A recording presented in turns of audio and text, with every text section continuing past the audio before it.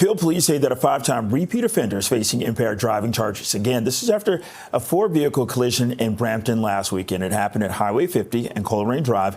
3 people were taken to hospital while a 21-year-old man remains in critical condition. For more on this, we're joined live by Constable Tyler Bell-Morena of Peel Police. Hey, Constable Bell, thanks for joining us. Okay, a 5-time repeat offender. What happened? Well, I'll tell you, Bakari, this one has me scratching my head as well. On the 5th of July, we responded to that pretty significant car crash over at Major Mac and Highway 50. What we learned in the moments leading up to the crash was that actually motorists driving on Highway 27 had called in to York Regional Police to report that white commercial vehicle you see on its side right now was driving erratically and possibly impaired.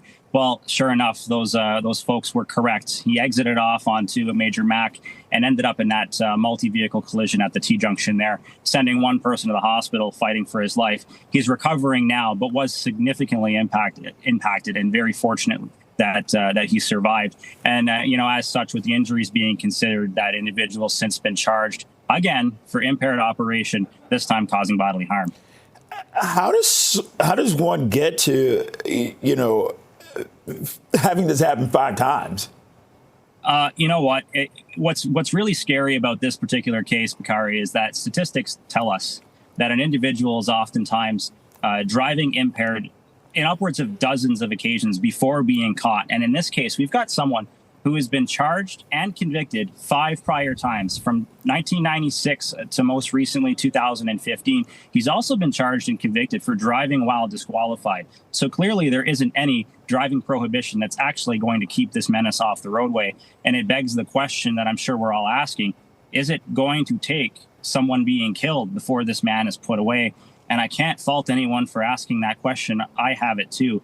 This man was released again on conditions not to drive, in case maybe he'll mean it this time. It's a little bit concerning. I was going to ask you more about this suspect. What more can you tell us about him? And hey, he said he's been released. So what is next? Well, I mean, the courts have released him on conditions again. It's in this moment, it's hard not to be upset with justice, but I have to urge people to remember that they're working within their own parameters as well. They're probably not very happy about the parameters that they had to work with in this case as well. So he's been released, and every moment that we've kept him behind bars has been a safer moment for the community, quite frankly. So to the members watching, as frustrating as it can be, if you know who this individual is, and watch him like a hawk and pick up the phone and call us if you see him behind the wheel again, because I have a gut feeling that this is going to happen, and I just pray that it's not going to be tragic.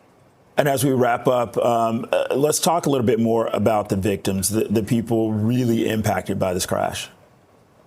So we have the young man that was most critically injured and fighting for his life. He is recovering. His injuries are still significant. He's by no means recovered yet, so it'll be a lengthy process physically and obviously psychologically for him. The others that were taken to hospital that day, fortunately, it was as a precaution, relatively minor injuries, fortunately, and our accused, as often is the case, wasn't injured in the crash.